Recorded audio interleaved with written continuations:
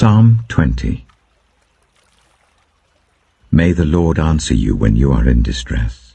May the name of the God of Jacob protect you. May he send you help from the sanctuary and grant you support from Zion. May he remember all your sacrifices and accept your burnt offerings. May he give you the desire of your heart and make all your plans succeed. May we shout for joy over your victory and lift up our banners in the name of our God. May the Lord grant all your requests. Now this I know, the Lord gives victory to his anointed. He answers him from his heavenly sanctuary with the victorious power of his right hand. Some trust in chariots and some in horses, but we trust in the name of the Lord our God. They are brought to their knees and fall, but we rise up and stand firm. Lord, give victory to the King. Answer us when we call. Proverbs chapter 15. A gentle answer turns away wrath, but a harsh word stirs up anger. The tongue of the wise adorns knowledge, but the mouth of the fool gushes folly. The eyes of the Lord are everywhere, keeping watch on the wicked and the good. The soothing tongue is a tree of life, but a perverse tongue crushes the spirit. A fool spurns a parent's discipline, but whoever heeds correction shows prudence. The house of the righteous contains great treasure, but the income of the wicked brings ruin. The lips of the wise spread knowledge, but the hearts of fools are not upright. The Lord detests the sacrifice of the wicked, but the prayer of the upright pleases him. The Lord detests the way of the wicked, but he loves those who pursue righteousness. Stern discipline awaits anyone who leaves the path. The one who hates correction will die. Death and destruction lie open before the Lord. How much more do human hearts? Mockers resent correction, so they avoid the wise. A happy heart makes the face cheerful, but heartache crushes the spirit. The discerning heart seeks knowledge, but the mouth of a fool feeds on folly. All the days of the oppressed are wretched, but the cheerful heart has a continual feast. Better a little with the fear of the Lord than great wealth with turmoil. Better a dish of vegetables with love than a fattened calf with hatred. A hot-tempered person stirs up conflict, but the one who is patient calms a quarrel. The way of the sluggard is blocked with thorns, but the path of the upright is a highway. A wise son brings joy to his father, but a foolish man despises his mother. Folly brings joy to one who has no sense, but whoever has understanding keeps a straight course. Plans fail for lack of counsel, but with many advisers they succeed.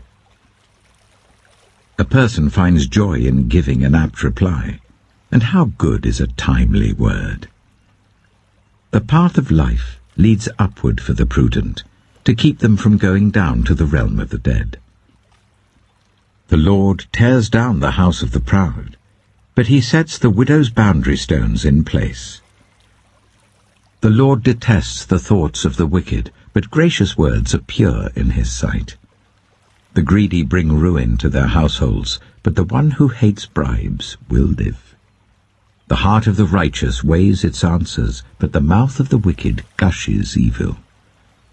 The Lord is far from the wicked, but he hears the prayer of the righteous. Light in a messenger's eyes brings joy to the heart, and good news gives health to the bones.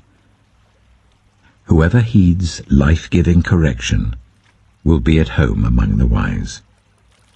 Those who disregard discipline despise themselves, but the one who heeds correction gains understanding. Wisdom's instruction is to fear the Lord, and humility comes before honor. John chapter 13. It was just before the Passover festival.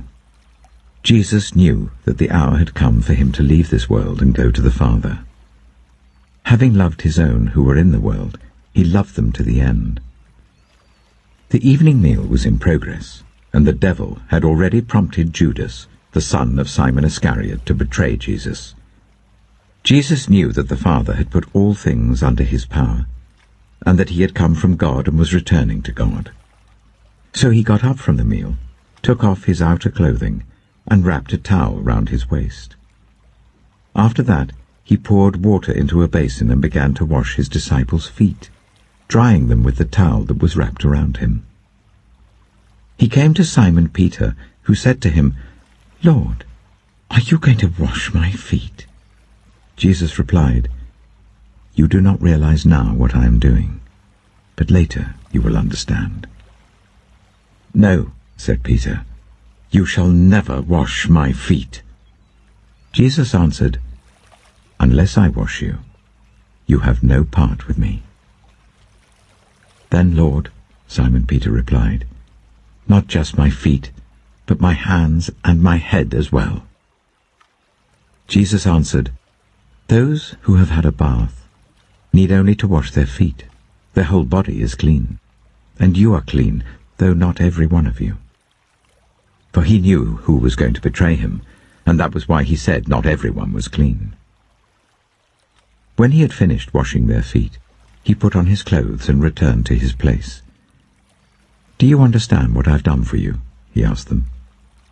"You call me teacher and Lord, and rightly so, for that is what I am. Now that I, your Lord and teacher, have washed your feet, you also should wash one another's feet. I have set you an example, that you should do as I have done for you. Very truly I tell you, no servant is greater than his master, nor is a messenger greater than the one who sent him. Now that you know these things, you will be blessed if you do them. I'm not referring to all of you. I know those I have chosen. But this is to fulfill this passage of Scripture. He who shared my bread has turned against me. I'm telling you now before it happens, so that when it does happen you will believe that I am who I am. Very truly I tell you, whoever accepts anyone I send accepts me, and whoever accepts me accepts the one who sent me." After he had said this, Jesus was troubled in spirit and testified, "Very truly I tell you, one of you is going to betray me." His disciples stared at one another, at a loss to know which of them he meant.